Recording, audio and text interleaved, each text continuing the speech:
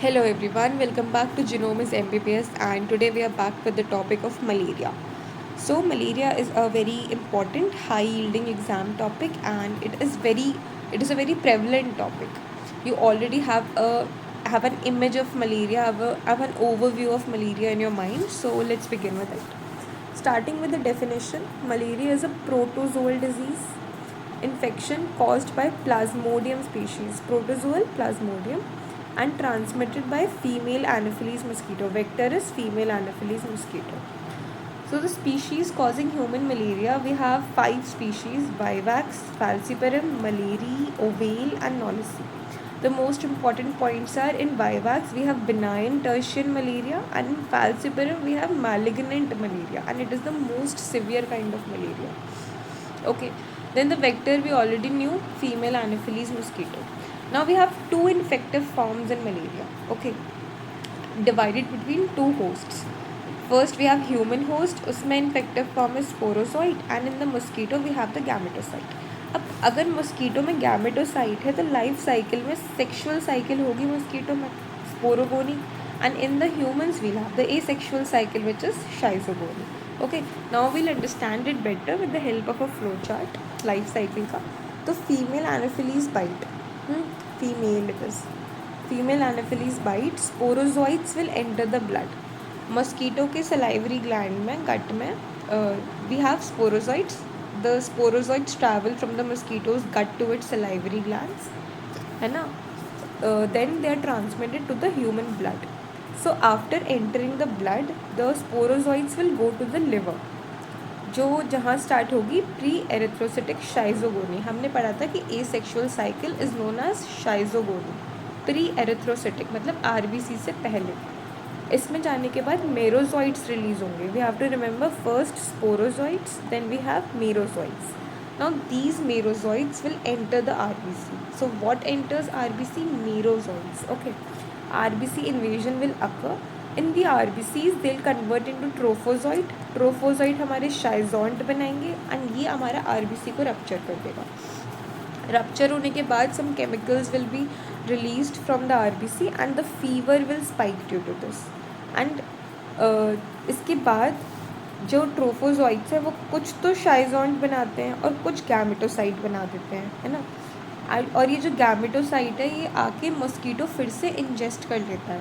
As we already studied that mosquito में sexual cycle होती है which is also known as sporogony. तो mosquito ingest gametocyte, sexual cycle in mosquito which is also known as sporogony. Now we'll study it in a diagrammatic form. So in human asexual cycle we have divided and in mosquito sexual cycle we have divided. ठीक है, पहले mosquito came, sporozoites it released into the blood. ये sporozoites गए liver में. liver में हमने क्या पढ़ा था? प्री एरिथ्रोसिटिक शाइजोगोनी हुई liver में. फिर शाइजोगोनी के बाद मेरोजॉइड रिलीज हुए थे जो कि आरबीसी के अंदर गए थे. तो merozoites are released and they enter the RBC. RBC में जाके दे ईदर फॉर्म शाइजोंट और सम फॉर्म गैमेटोसाइट्स, है ना. शाइजोंट बनाया and they also formed ring form trophozoite. So first merozoites were forming ring form trophozoite, then they were forming schizont, and then they were leading to the rupture of RBCs. Okay, and this rupture of RBCs releases the gametocyte, है ना, releases some substances which causes the fever to spike. अब ये जो gametocyte blood में आ गए हैं, ये blood में आ गए हैं, है ना. The mosquito will ingest these gametocytes. They are male and female gametocyte. अब आगे की प्रक्रिया मस्कीटो के अंदर होगी which is also known as sporogony, the sexual cycle. So these gametocyte ingested by mosquito, male female, these gametes are there. Then fertilization takes place.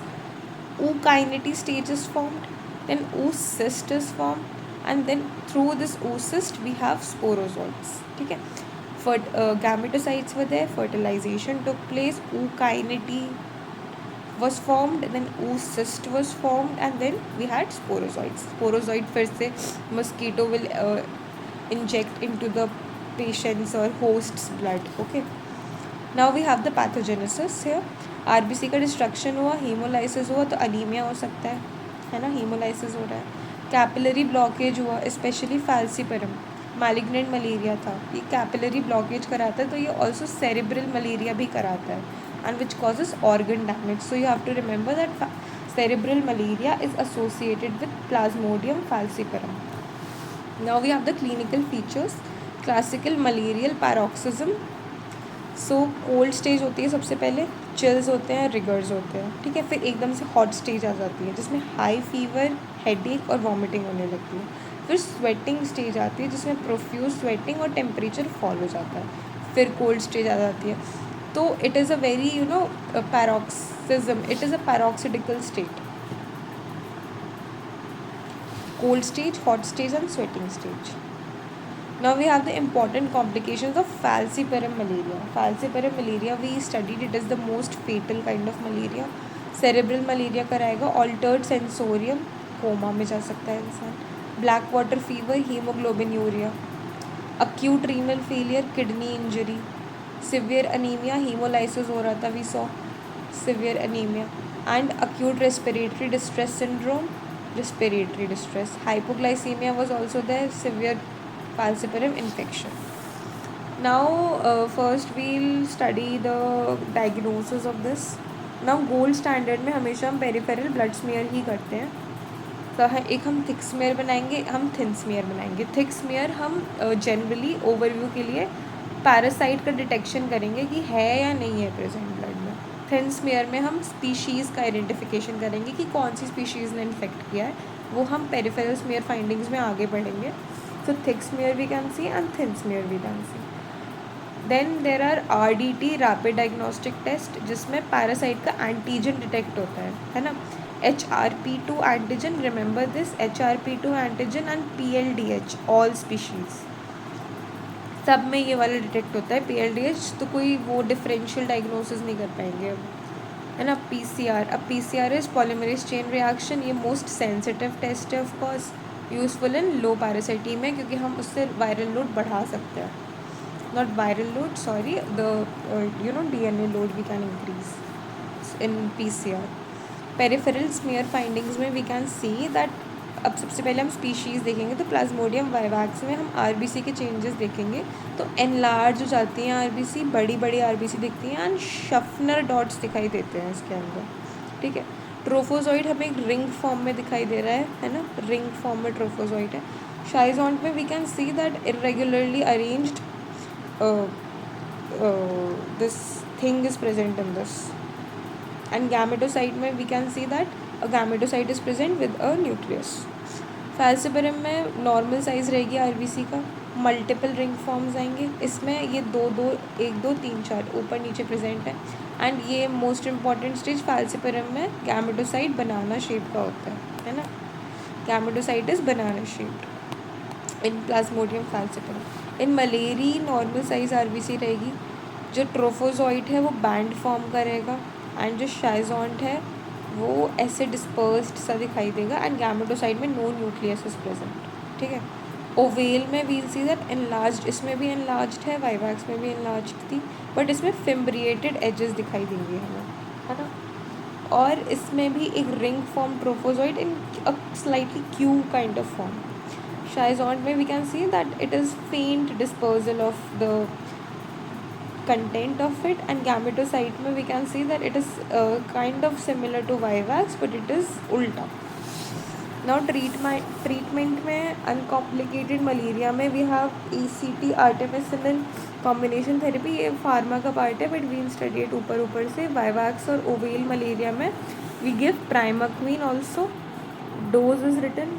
Severe falciparum malaria में हम IV से आर्टिसोनेट देते हैं और सपोर्टिव केयर देते हैं, है ना, क्योंकि the person is suffering from a lot of complications in falciparum malaria as we studied ऊपर. प्रिवेंशन हम वेक्टर कंट्रोल करेंगे of course. Mosquito nets use करो, इंडोर रेसिडुअल स्प्रेइंग करो, इंसेक्टिसाइड, स्टैग्नेंट वाटर को prevention, all that we have been learning since as long.